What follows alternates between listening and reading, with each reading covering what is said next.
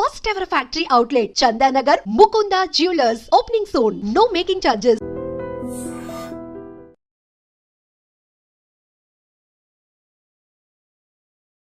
అందరూ కలిసి రావాలి అనుకున్నప్పుడు పార్టీలు ఏం చేస్తున్నాయి, బీఆర్ఎస్ పార్టీ చిత్తశుద్ధి ఏంటి బీసీకి సంబంధించి అనుకున్నప్పుడు అక్కడ అందరూ కలిసి కూర్చొని మాట్లాడుకోవడం, కుల సంఘాల పెద్దలను పిలవడం అనేది వెరీ ఫస్ట్ పర్సన్ కవిత పిలిచారు. తనకు కావాల్సినటువంటి డీటెయిల్స్ అన్ని కులగణనకి సంబంధించి ఇచ్చారు. మీరు అడుగుతున్నారు ఎవరేం చేశారు అనేది.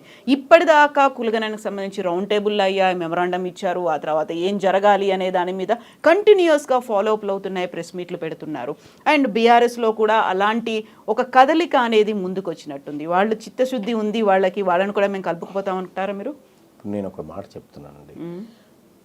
టీఆర్ఎస్ తెలంగాణ రాష్ట్ర సమితి అని ఉండే, దాన్ని మనం జాతీయ పార్టీగా బీఆర్ఎస్ అని చేసుకున్నాం, భారత రాష్ట్ర సమితి. ఒడిశాలో వింగ్ ఏర్పాటు చేసినాం, ఏపీలో వింగ్ ఏర్పాటు చేసినాం, అటు మహారాష్ట్ర పోయినాం. అక్కడ జాతీయ పార్టీ అధ్యక్షుడు కేసీఆర్ గారు కదా, తెలంగాణ రాష్ట్ర శాఖకు బీసీ అధ్యక్షుని చేయమని.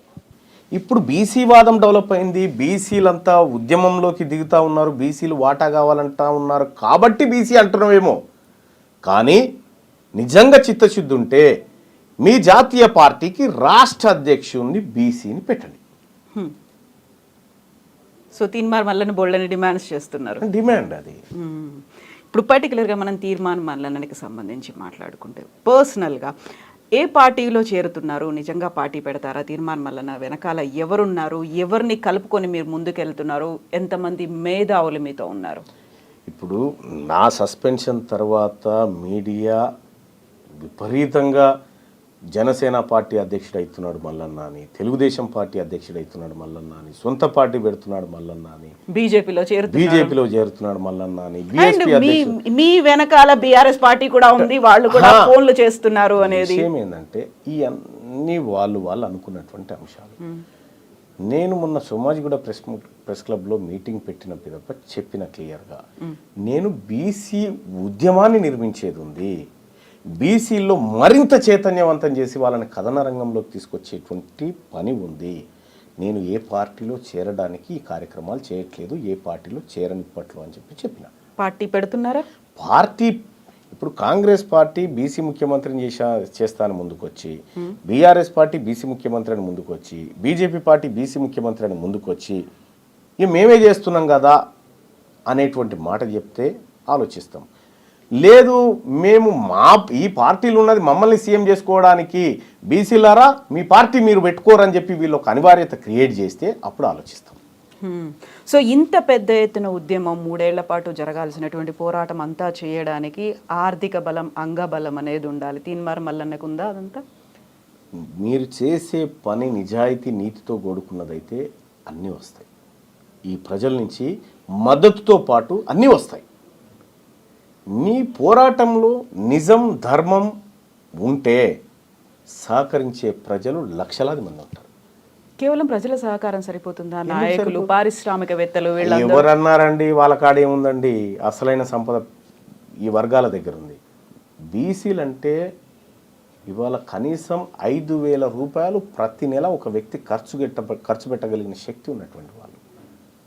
2 కోట్ల మంది బీసీలు ఒక నెలలో 5,500 రూపాయలు ఖర్చు చేస్తే 10,000 కోట్ల రూపాయలు ఎకానమీకి జమ చేసేటువంటి శక్తి బీసీల దగ్గర ఉంది. ఒక ఏడాదికి 1,20,000 కోట్ల రూపాయలు ఎకానమీకి జమ చేసే శక్తి వీళ్ళ దగ్గర ఉంది. అంతకుమించిన శక్తి ఏముంది? ఇంకా అది కాకుండా ఇంకా వీళ్ళ దగ్గర ఏముంది? కాకపోతే మల్లన్న గారు, ఇప్పుడు మీరు చేసినటువంటి అబ్జర్వేషన్ కావచ్చు, ఇన్నేళ్ల పాటు కనిపించినటువంటి ఎక్స్పీరియన్స్ కావచ్చు, ఇవన్నీ చూసిన తర్వాత ప్రజలు మేము నాయకులు అవ్వాలని కోరుకుంటున్నారా? అప్పటిదాకా ఉన్నటువంటి పారిశ్రామికవేత్తలో, అధికారంలో ఉన్న మంత్రులో, లేకపోతే అధికారులో వాళ్ళంతటి వాళ్ళే మేము నాయకులుగా ఎమర్జ్ అవ్వాలని కోరుకుంటున్నారా? మీ అబ్జర్వేషన్ ఏంటి? ఈ కదలిక అనేది సామాన్య ప్రజల్లో కూడా కనిపించిందా? ఎస్, కనిపించిందండి. బీసీలో నా ఫోన్లో ఉన్నది, ఒక ఆర్టీసీ బస్ ఎక్కిండు ఒక ఆయన. ఆర్టీసీ బస్ ఎక్కి మిగతా ప్రజల్ని వీడియో తీసి అడుగుతున్నాడు, అమ్మా మీకు తీన్మార్ మల్లన్న తెలుసా అంటే, తెలుసు, మన బీసీల కోసం కొట్లాడుతుండగా బిడ్డ అని ఒక ఆమె చెప్తా ఉంది.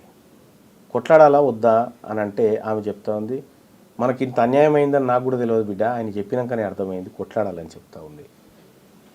ఆయన ఎవరో నాకు తెలియదు. ఇట్లా ప్రజల్లో ఒక చర్చ జరుగుతూ ఉందంటే ఆ ప్రజలకు జరిగినటువంటి దశాబ్దాల అన్యాయాన్ని ఉద్యమంగా మలిస్తే ఉద్యమము నాయకత్వాన్ని ఇస్తుంది, ఉద్యమమే నాయకత్వాన్ని ఇస్తుంది. వాళ్ళు లీడర్లుగా ఎమర్జ్ అవుతారు. మనం లీడర్ కావాలని అనుకుంటే కాదు, ఆ ఉద్యమం ఇస్తుంది. సో ఇప్పటిదాకా ఎంతమంది అలా ముందుకొచ్చారు? చాలామంది ఎమ్మెల్యే స్థాయిలో పోటీకి పడే సత్తా ఉన్నటువంటి వాళ్ళు 500 మంది ఉన్నారు. అంతమంది ఉన్నారు. ఆ స్థాయిలో ఉన్నది వాళ్ళ బీసీ నాయకత్వం బలంగా. ఇప్పుడు గత ఎన్నికల్లో చూసినా అంతకుముందు చూసినప్పటికీ ఇప్పటిదాకా ఎవరి దగ్గర అయితే డబ్బు ఉందో వాళ్ళు డబ్బు పెట్టి టికెట్ తెచ్చుకుందాము అనేటువంటి ఆలోచనలో మోసపోయిన వాళ్ళు ఉన్నారు. కోట్లు అలా దండుకున్నటువంటి లీడర్లు ఉన్నారు. వాళ్ళకేదో టికెట్ ఇప్పిస్తాము అని ఒక అభయం ఇచ్చి తర్వాత భంగపాటు ఇవన్నీ అయ్యాయి కదా. అలాంటివి లేకుండా తీన్మార్ మల్లన్న చెప్తున్నట్టుగా ఒక ఉద్యమం వస్తుంది, అందరికీ ఇస్తారు, ఎలా నమ్మాలి మిమ్మల్ని? విషయం ఏంటంటే డబ్బుతోటి టికెట్లు గెలుపులు అనేటివి ఉండవు. మొన్న ఆయన పేరేంది, ఆల్ఫోర్స్ నరేందర్ రెడ్డి గారు కాడ డబ్బు లేకనే ఓడిపోయిందా? 200 కోట్లు ఖర్చు పెట్టాడనేది కూడా వినిపించింది. మేబీ పెట్టిండొచ్చు, ఎంత పెట్టిండనేది తెలియదు. డబ్బు అనేది ఒక పార్ట్ మాత్రమే ఎన్నికల్లో, అది గెలుపు కాదు.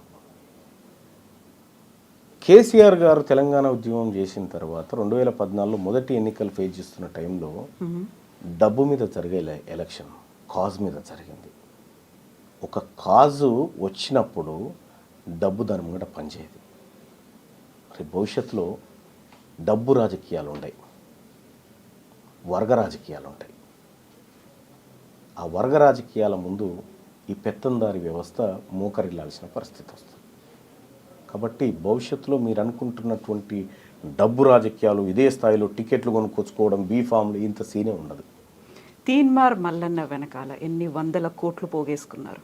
అంటే నేనేమంటున్నా, తీన్మార్ మల్లన్న వెనకాల ఎన్ని 100 కోట్లు పోగేసుకున్నారనే కంటే ఎవరెవరి